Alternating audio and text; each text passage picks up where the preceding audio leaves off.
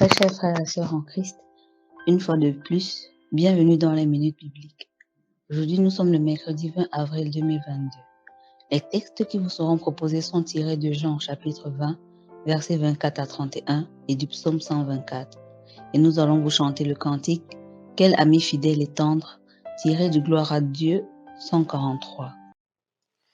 Cantique 143. Quel ami Didyme, l'un des 12, n'était pas avec eux lorsque Jésus vint. Les autres disciples lui dirent donc, « Nous avons vu le Seigneur. » Mais il leur dit, « Si je ne vois dans ses mains la marque des clous, et si je ne mets mon doigt dans la marque des clous, et si je ne mets ma main dans son côté, je ne croirai point. » 8 jours après, les disciples de Jésus étaient de nouveau dans la maison, et Thomas se trouva avec eux. Jésus vint, les portes étant fermées, se présenta au milieu d'eux et dit, « La paix soit avec vous. » Puis il dit à Thomas, « Avance ici ton doigt et regarde mes mains. Avance aussi ta main et mets-la dans mon côté. Et ne sois pas incrédule, mais crois. » Thomas lui répondit, « Mon Seigneur et mon Dieu. » Jésus lui dit, « Parce que tu m'as vu, tu as cru. Heureux ceux qui n'ont pas vu et qui ont cru. » Jésus a fait encore, en présence de ses disciples, beaucoup d'autres miracles qui ne sont pas écrits dans ce livre. Mais ces choses ont été écrites afin que vous croyiez que Jésus est le Christ, le Fils de Dieu, et qu'en croyant vous ayez la vie en son nom. Amen. Psaume 124, Cantique des degrés de David.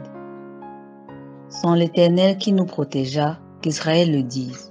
Sans l'Éternel qui nous protégea, quand les hommes s'élevèrent contre nous, ils nous auraient engloutis tous vivants. Quand leur colère s'enflamma contre nous, alors les eaux nous auraient submergés, les torrents auraient passé sur notre âme, alors auraient passé sur notre âme les flots impétueux. Béni soit l'Éternel, qui ne nous a pas livrés en proie à leurs dents. Notre âme s'est échappée comme l'oiseau du filet des oiseleurs. Le filet s'est rompu et nous nous sommes échappés. Notre secours est dans le nom de l'Éternel, qui a fait les cieux et la terre. Amen. Bien-aimés, chers auditeurs et auditrices des minutes bibliques, bonjour et bienvenue à ce moment de dévotion matinale. Le psalmiste nous apprend que le secours d'Israël se trouve en l'Éternel qui a fait la terre et les cieux. Tant il est vrai que le secours d'Israël se trouve en l'Éternel, il est aussi vrai que le secours de l'humanité tout entière se trouve en la personne de Jésus-Christ. Lui qui a vaincu la mort et qui nous donne l'espérance de la vie. Bien-aimé peuple de Dieu, Christ se présente à nous comme celui-là qui non seulement trouve solution aux problèmes de l'humanité et singulièrement de ses disciples, mais aussi qui s'intéresse à la situation de chacun d'entre nous. Si dans le monde, les hommes n'ont pas le temps les uns pour les autres, avec l'esprit capitaliste qui amène chacun à penser à soi et à ses intérêts,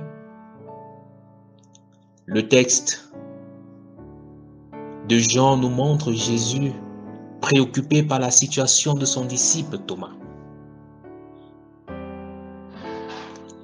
Lors de la première rencontre, apparition de Jésus à ses disciples,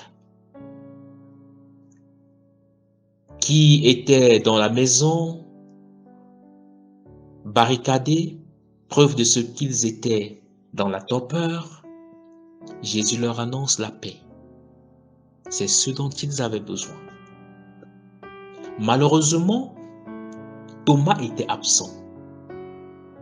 Et Quand il est revenu et ayant reçu la nouvelle de l'apparition du Seigneur,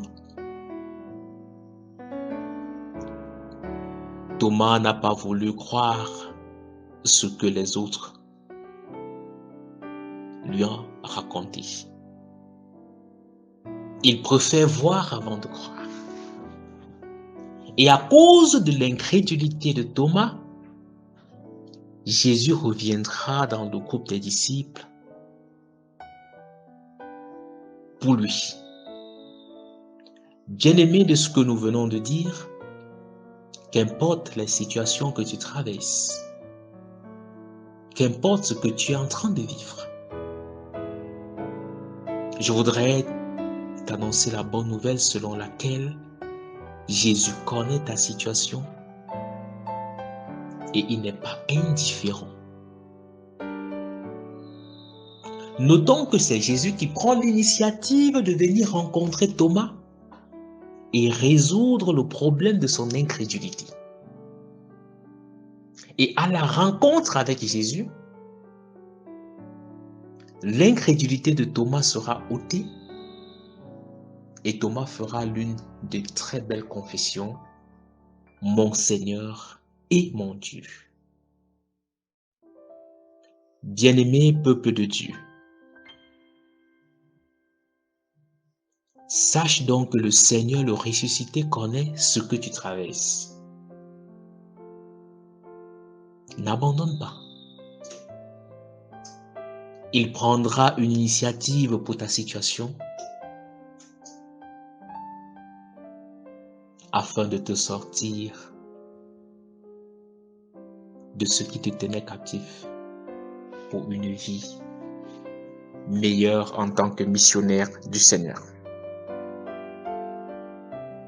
Il est donc important de comprendre que ce récit, comme nous le dit Jean,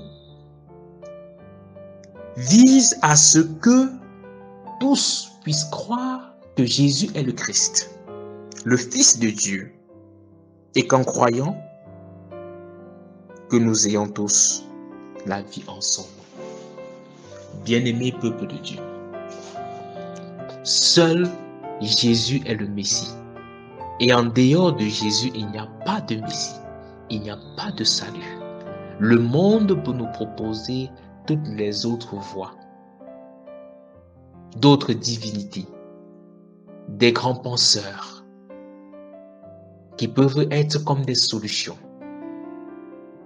Mais bien-aimé, pour le salut de ton âme, tu as besoin de croire en Jésus-Christ, car en le faisant, tu auras la vie. Et hors de lui, il n'y a point de vie. Car il a dit dans Matthieu 14, verset 6, « Je suis le chemin, la vérité et la vie, et nul ne va au Père que par moi. » Bien-aimé, que tu sois chrétien ou pas, si tu as l'opportunité d'écouter ce message, viens au Seigneur Jésus-Christ de tout ton cœur et tu auras l'opportunité de vivre pour l'éternité. Qu'il bénisse en nous la méditation de sa parole. Heureuse journée à chacun et à tous. Amen. Merci une fois de plus pour votre attention et que la paix du Seigneur soit toujours avec vous. Béni soit l'Éternel à jamais.